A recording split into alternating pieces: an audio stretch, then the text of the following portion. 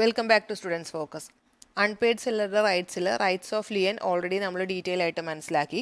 Then next വരുന്ന right ആണ് right of stoppage in transit. ആ സ്റ്റോപ്പേജ് ഇൻ ട്രാൻസിറ്റ് എന്ന് പറഞ്ഞ വേർഡിൽ നിന്ന് തന്നെ നമുക്ക് അതിൻ്റെ മീനിങ് മനസ്സിലാക്കാൻ പറ്റും.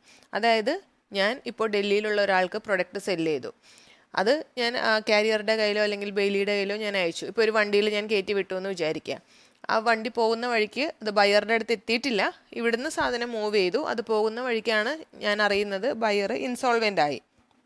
അപ്പോൾ ബയർ ഇൻസോൾവെൻ്റ് ആയപ്പോൾ എനിക്ക് പിന്നെ ഇനി അതിൻ്റെ പ്രൈസ് കിട്ടാനുള്ള സാധ്യതയില്ലല്ലോ. ആ സമയത്ത് ഞാൻ എന്ത് ചെയ്യും?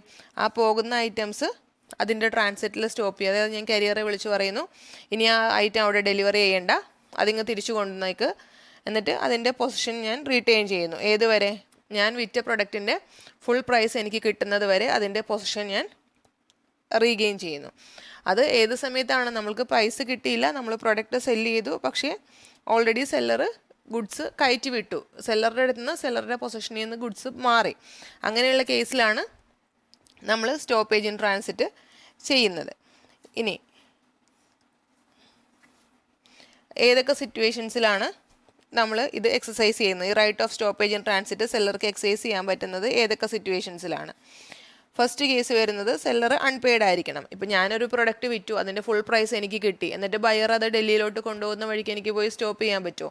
ഇല്ല. അപ്പോൾ സെല്ലർ അൺപെയ്ഡ് ആയിരിക്കണം. പിന്നെ നമ്മളുടെ പൊസിഷൻ, സെല്ലറുടെ കയ്യിൽ നിന്ന് പൊസിഷൻ വിട്ടു. ഇപ്പം ഞാൻ ഗുഡ്സ് കയറ്റി വിട്ടു, വണ്ടിയിൽ കയറ്റി വിട്ട് കഴിഞ്ഞാൽ എൻ്റെ കയ്യിൽ നിന്ന് ഗുഡ്സ് പൊസിഷൻ മാറിയില്ലേ? അങ്ങനെയുള്ള കേസായിരിക്കണം. ദെൻ ഗുഡ്സ് ട്രാൻസിറ്റിലായിരിക്കണം. ഗുഡ്സ് ഓൾറെഡി ബയറുടെ കയ്യിൽ എത്തിക്കഴിഞ്ഞാൽ പിന്നെ നമുക്ക് റീഗെയിൻ ചെയ്യാൻ പറ്റില്ലല്ലോ. അപ്പോൾ ഗുഡ്സ് ട്രാൻസിറ്റിലായിരിക്കണം. പിന്നെ ബയർ ഇൻസോൾവെൻ്റ് ആയിരിക്കണം. കാരണം ഇപ്പോൾ ബയർ അവിടെ ചെന്നാൽ പൈസ കൊടുക്കുകയോ ഇല്ലയോ എന്ന് എനിക്കറിയില്ല. ഒരു നോർമൽ സിനാരിയോയിലാണെങ്കിൽ ഗുഡ്സ് ബയറുടെ അടുത്ത് എത്തുന്നു, ബയർ പേയ്മെൻറ്റ് ചെയ്യും എന്നുള്ളൊരു കേസിലാണെങ്കിൽ എനിക്ക് ട്രാൻസിറ്റിൽ വിറ്റ ഗുഡ്സ് തിരിച്ച് എനിക്ക് മേടിച്ചെടുക്കാൻ പറ്റുമോ? പറ്റില്ല. അപ്പോൾ അതുകൊണ്ട് തന്നെ ഈ 4 സിറ്റുവേഷൻസ് വേണം നമ്മൾ ഈ ആക്ടിൻ്റെ പ്രൊവിഷൻസിൻ്റെ ബേസിൽ. എന്തൊക്കെയായിരിക്കണം? സെല്ലർ അൺപെയ്ഡ് ആയിരിക്കണം, ഗുഡ്സിൻ്റെ പൊസിഷൻ സെല്ലറുടെ കയ്യിൽ നിന്ന് പോയിട്ടുണ്ടാവണം, ഗുഡ്സ് ട്രാൻസിറ്റിലായിരിക്കണം, ബയർ ഇൻസോൾവെൻ്റ് ആയിരിക്കണം.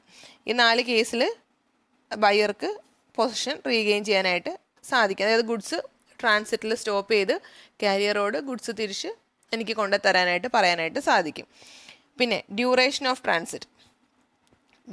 ട്രാൻസിറ്റ് നമ്മൾ എപ്പോഴാണ് ഉദ്ദേശിക്കുന്നത്? അതായത് നമ്മൾ സെല്ലറുടെ കയ്യിൽ നിന്നും, ഞാൻ ഈ നമ്മൾ എന്ന് ഉദ്ദേശിക്കുന്ന സെല്ലറെയാണ്, നിങ്ങൾക്ക് കൺഫ്യൂഷൻ ആവരുത്.